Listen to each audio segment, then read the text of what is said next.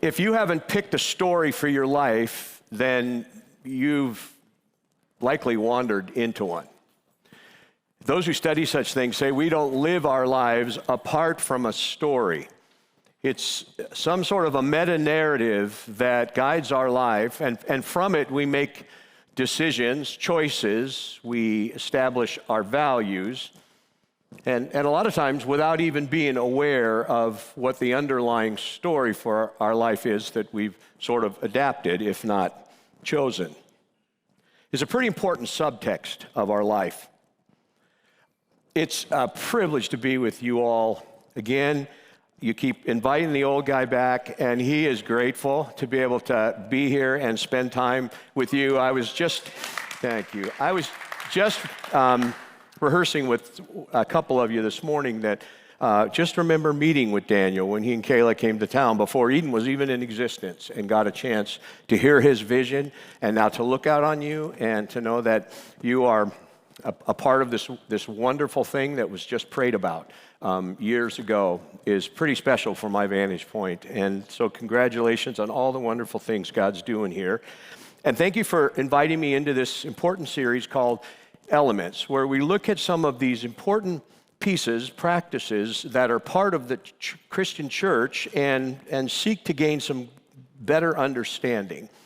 We're going to look at one this morning that is actually brought a lot more confusion than you might be aware of. Perhaps we could start by saying that we don't even know exactly the name to call it. Some call it communion. Others call it Holy Communion. Some call it the Lord's Supper. Some practices would call it a Mass or a Eucharist or the table or maybe even the breaking of bread. But it all comes from that Thursday night in the last week of Jesus' life, in that Holy Week, where he gathered with his followers in an upper room and he established this practice that has become an important practice for the church for centuries now. And during the previous days to that Thursday night, in that final week of Jesus' life, he had succeeded in making just about everybody mad. He had made the Roman authorities mad because they thought he was going to incite a riot and the people were going to raise up against them. He made the religious authorities of that day angry because they felt he was undermining their authority. Even his followers, who had praised him on that day a few days prior as he came in riding on the donkey, had turned on him because he was failing to lead this revolt against Rome that they thought should be occurring. And on that Thursday night, he did something that frankly has captured our imagination ever since. Let me read of those moments. We'll use Luke's account in Luke chapter 22. We read these words. Jesus, he took bread and he gave thanks and he broke it and he gave it to them saying, "This is my body given for you. Do this in remembrance of me." In the same way, after the supper, he took the cup saying, "This cup is the new covenant in my blood, which is poured out for you."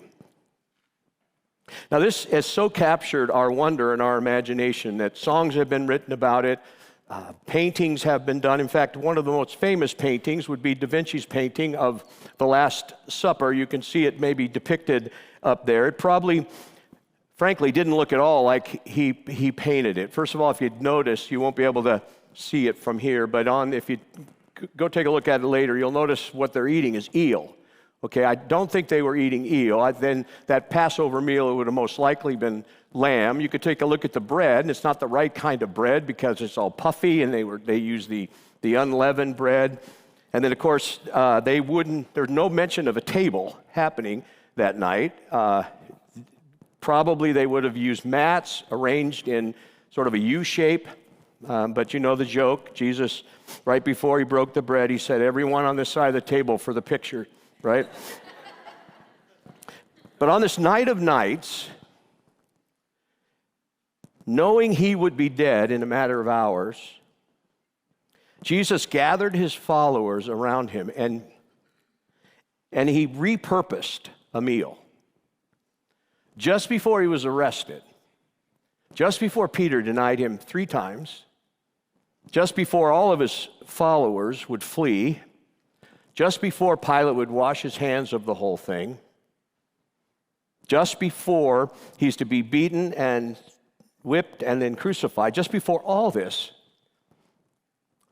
they have this meal. And now throughout subsequent history, we have done the same. But what has developed alongside that is some differing views about what it means, what's going on in the communion practice. And some of the differences have become so significant that it has created disunity. It has caused churches to divide. In fact, whole new denominations have been established based on a unique understanding of what's happening here at the Lord's Supper. So what I'd like to do today is I'd like to attempt to clear up some of these differences and at least point them out to you so that it may help you in your understanding, as in a few moments we'll practice the communion experience together. First, let me give you some background, and then we're going to ask and seek to answer 5 clarifying questions. All right, here's the background first of all. In the Old Testament, when God encountered people and called the people out to himself, he established 2 main, we'll call them sacred acts. And the 2 sacred acts were circumcision, which was a sort of a signing of the contract for people with God. You may be encouraged to hear we're not going to talk at all about circumcision today.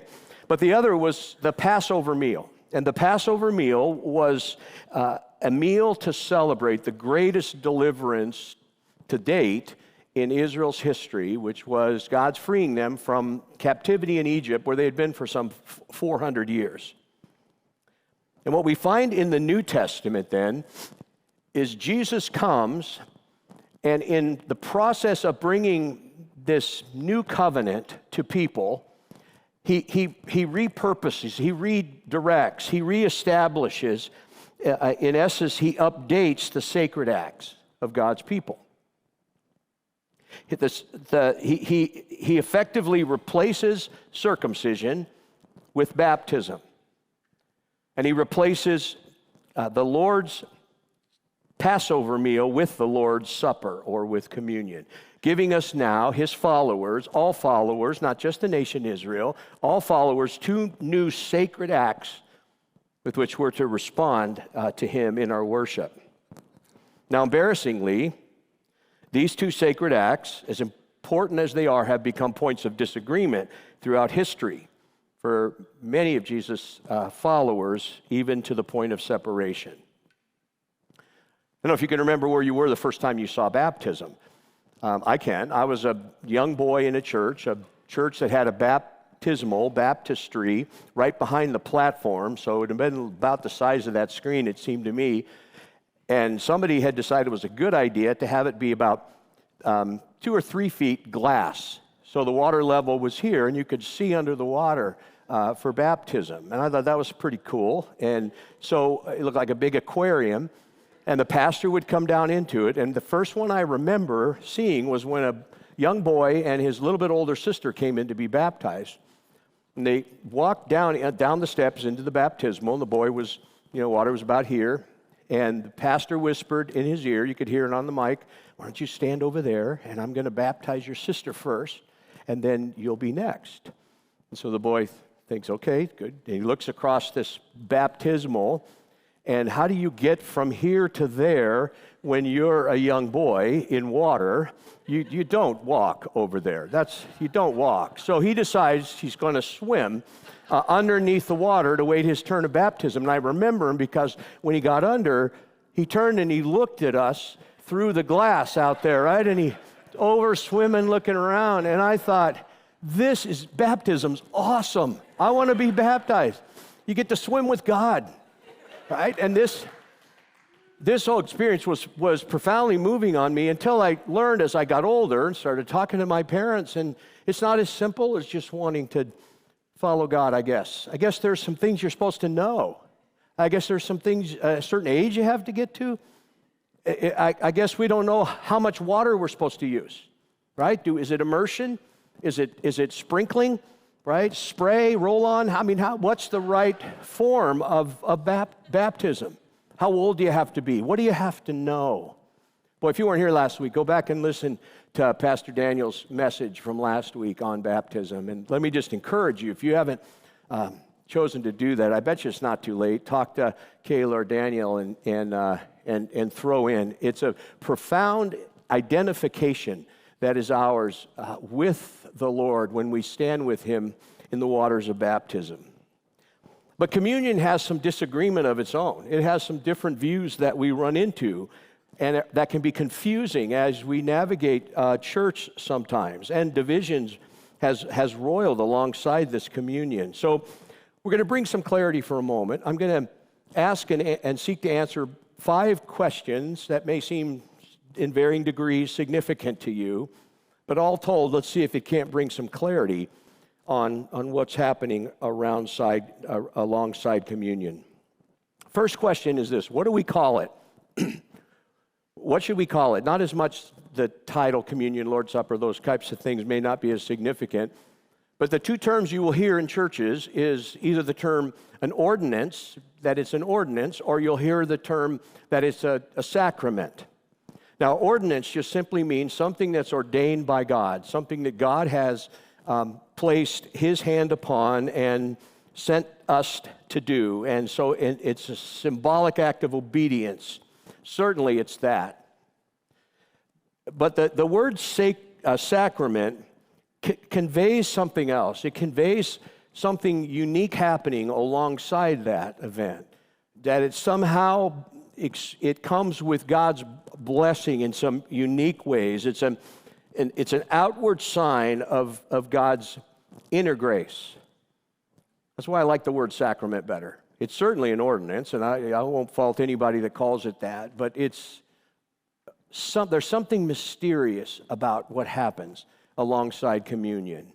When we come carefully into God's presence and when we rehearse together the good gift of God's grace through Jesus, something happens in those moments of significance. So call it a sacrament, call it whatever you want, but understand it's really designed to bring a special blessing alongside it to us.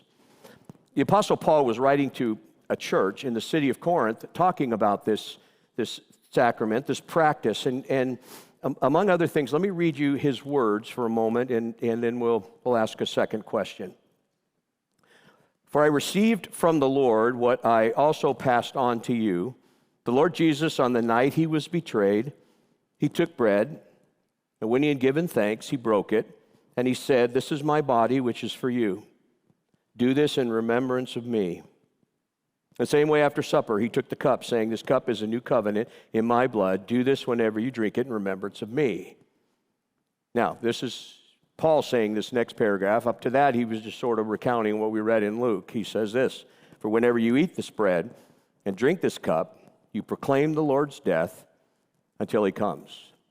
So Paul goes on to make even some more specific instructions around how the church is to experience and to practice this. But notice there he says, whenever you do it. And perhaps you have been to different churches that will do it the first weekend a month, and they do it once a month on the weekends they have services. Others will do it every time that the church gathers, they will have communion.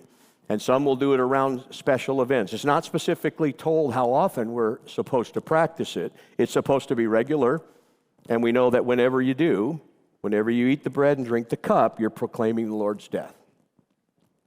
So who's invited to participate? Who gets to have communion? What are the sort of stipulations, if you're wondering? What is really being offered to whom?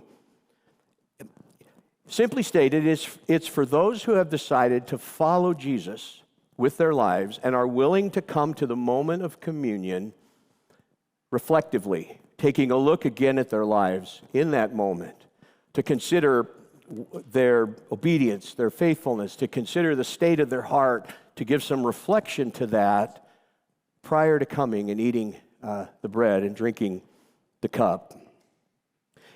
So what's practiced here, I double-checked this with your pastor, what's practiced here is an open communion, which what simply means is that you don't have to belong to this church to take communion.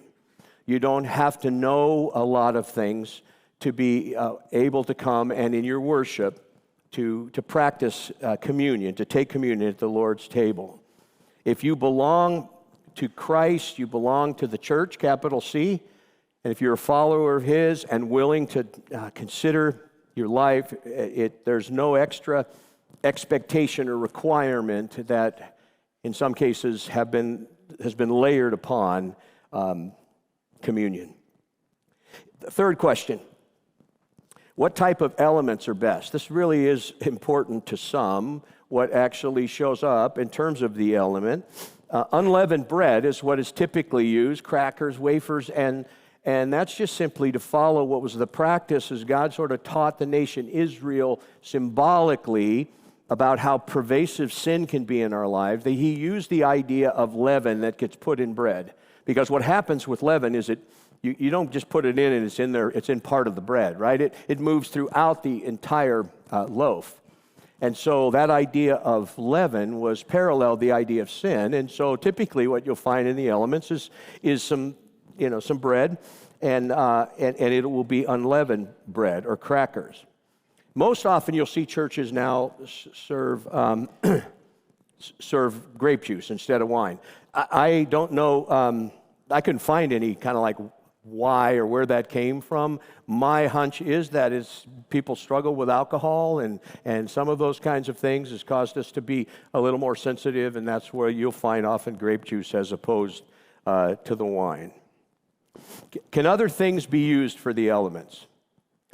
I've been profoundly moved by stories that you'll read in the history books, perhaps, of prisoners of war that saved a few pieces of crackers and a little bit of water, and they served each other communion alongside those elements. I've got to believe God's blessing was on something like that.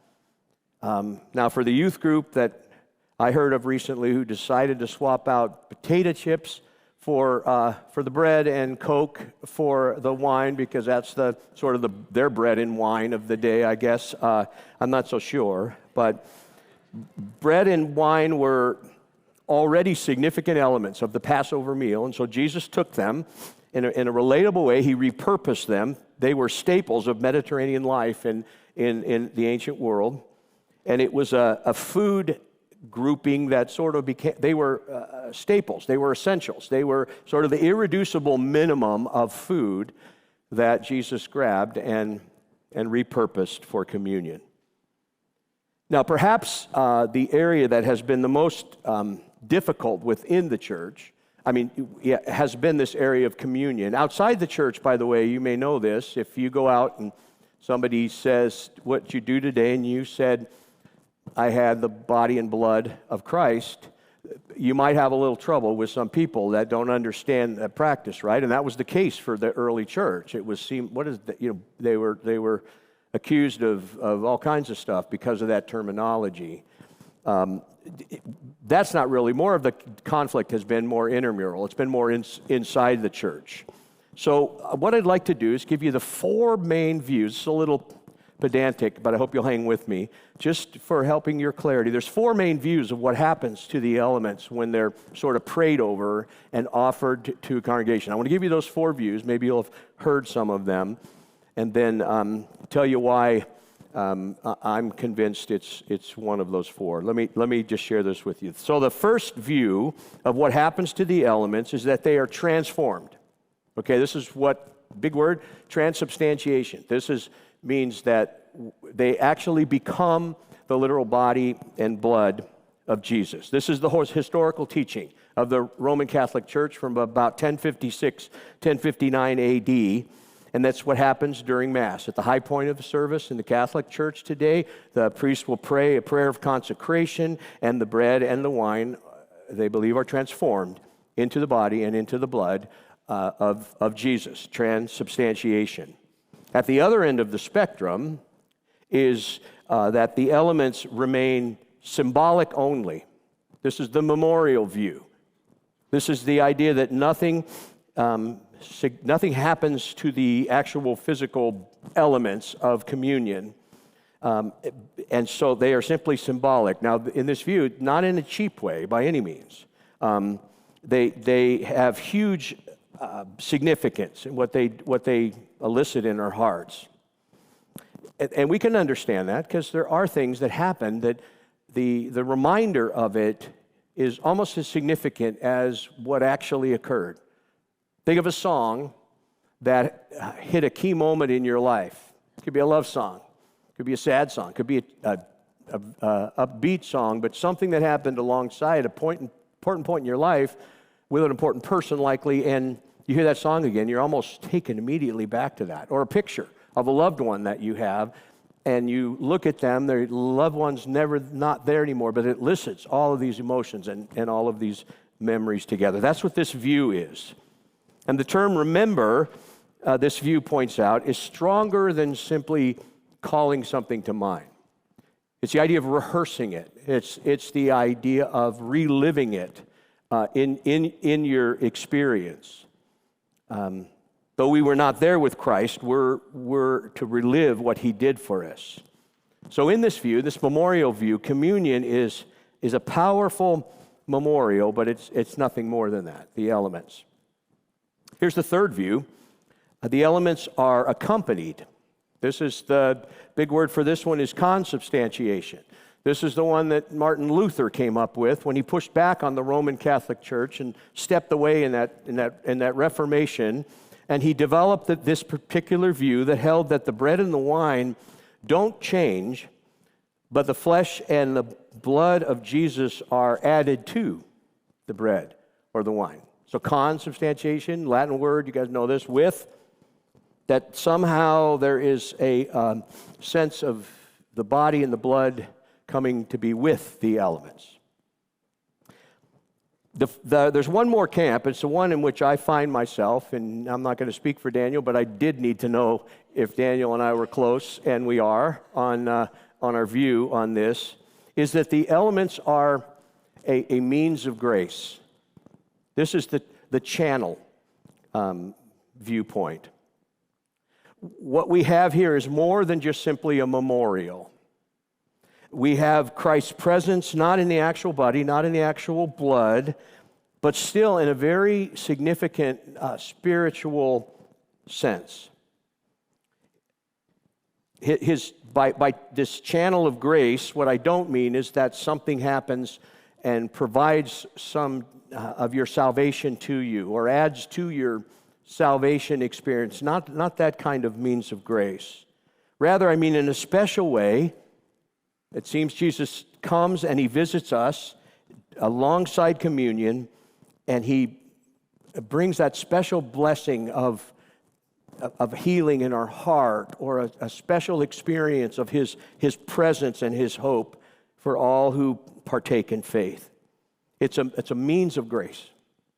It's a blessing. So to sort through what's going on with this element, let me tell you one of the things that'll help us as you read this, perhaps reread it and consider it. When Jesus says, this bread is my body, your definition of is, whatever that is important here. Jesus would have been speaking in Aramaic, and it's enlightening to understand that Aramaic has no word for is.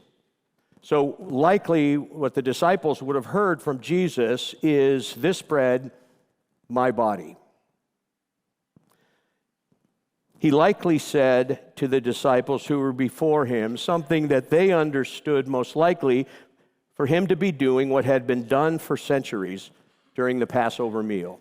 The head of the household would lift up a loaf of bread in this Passover meal and would say to them, this is the bread of affliction which our ancestors ate. Now, nobody sitting there thought that was a 1,300-year-old loaf of bread. They would understand what is happening in that moment. I don't think the disciples took Jesus literally either. The nature of the bread did not change, but somehow the dignity of it did. John Stott calls this transsignification, if you need another big word. There's something significant happening alongside that, not to the element, but alongside that element. That's mysterious, and that's a means of grace in our lives. So let's start to land this a little bit around the practicality of it. When you and I come to the Lord's table, when we declare that indeed He is our Lord, and when we come prepared to look at the stuff of our life that we may have been trying to keep a distance from in the moment, what's essential in these moments that we rehearse? I want to give you 3 things to consider. At the Passover meal, or the Seder that gets practiced every year during during the same time in the Jewish holiday, there's a lot of drinking that goes on. And there's 4 glasses of wine, actually, that you drink throughout the meal. And the 4th glass of wine would be held up, and it would go with a toast that would say, "Next year in Jerusalem." This idea that what they looked forward to was this deliverance that was going to come, the Messiah that was going to come to Jerusalem. And so the hope was next year in Jerusalem. When we come to the communion table, when we lift the cup, and when we take the bread, we are remembering the work that Christ did on our behalf, and the promise that we aren't just looking back to the cross, we're looking forward to heaven. We're raising the glass and we're saying, next year in the New Jerusalem, with the hope of His return, we're looking to His return. Eternity in God's presence. We're invited to rehearse that reality, what that brings to us when we can come to rest in this plan, this sure and fixed plan that He has for us. And we take that bread and we take that cup and we rehearse that reality. A second thing we do is we remember our helpless condition. We rehearse the reality of the mountain of moral debt that we've been able to accumulate in our lives, that is the reality of who we are and the brokenness of our nature, and we come and we bring this before our Lord as we remember His death until He comes. When Jesus said, "This cup, the new covenant," when He said that to them, what they would have understood is that all of these years, from Moses up to Jesus, all of these lambs that had been sacrificed yearly for the forgiveness of sins, all of that blood that pointed towards this great sacrifice, this one-time sacrifice for all mankind, for all time, is what He was saying to them. And each time we come to the Lord's table, we humbly remember our recovery through that great sacrifice.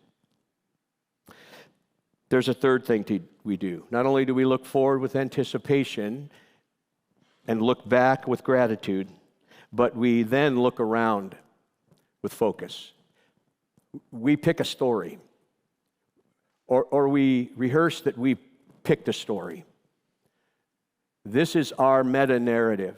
This is what shapes our lives and our values and our choices and why we seek to be the people we are.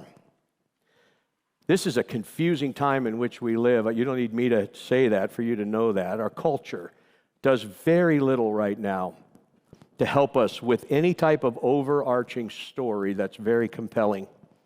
There's little to point to any kind of meta-narrative.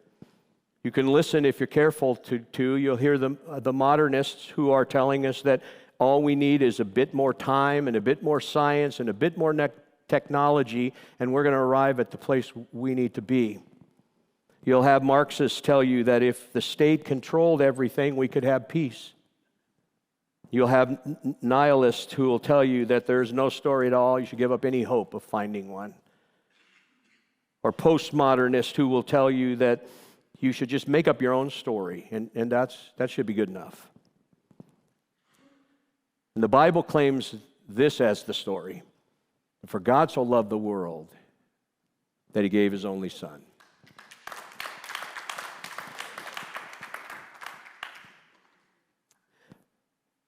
The story that we're claiming, those of us that come to the communion table, has been famously called the opiate of the masses. You've heard that, right? That's Marx, I think, originally. That it's just sort of people who are just taking drugs and feeling better about it. Those of us who have come to understand this story would counter that the idea that God hates suffering and that he hates oppression that's going on in this world so much that he was willing to get involved in it, that he was willing to come and to fight against it. When that's properly understood, it's by no means the opiate of the people. I like what Tim Keller calls it, the smelling salts. That communion is the smelling salts. We come awake in remembrance of the story that we have stepped into as Jesus leads us through it. I'd like you to bow your heads for just a moment. In just a moment, I'll give you instructions of how, Eden, we practice communion here. But this table invites us to come and to become wide awake again to a story that we have chosen. On this table are spread the deepest and the widest hopes that you can find. Just before Jesus was betrayed, against the backdrop of the Passover meal, the most important feast of the Jewish calendar, Jesus doesn't reach for the lamb on the table to represent his body. He reaches for the bread, this lowly, unleavened piece of bread. And he reaches for the wine, and instead of the traditional toast that is accompanied with the raising of the glass, he declares a new covenant that will be established by the shedding of his blood. And in doing so, he puts an end to any future sacrifices, and he creates a memorial, a mysterious one that will be repeatable everywhere for all people who pick that to be the story that they live in and out of.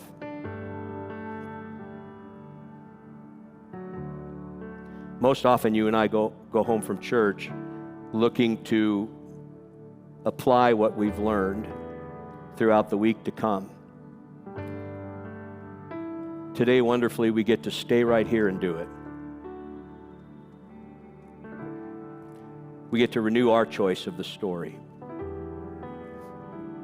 We join with Jesus' followers in that upper room, and we receive what he offers to us. And as we approach the table, we lay down our will and our self-discipline as unable to give us what our souls long for. We lay down our knowledge and our skills as incomplete guides for our lives. And remembering what has been done for us, we see our way forward with openness, even anticipation. We embrace this journey, the spiritual walk that is more of an awakening than it is an accomplishment. More of becoming spiritually aware than of spiritually achieving. In the moments that you're afforded, I would invite you to receive the elements and take them to your seat. They're on 2 tables in the back. You can, as you're prepared, go and bring them back with you and reflect on what they represent about the story of your life. And then in a moment, we will be led in taking them all together. So go and get the elements, bring them back to your seat, and then we will all together as a church family take them. Come and relive. Come and anticipate.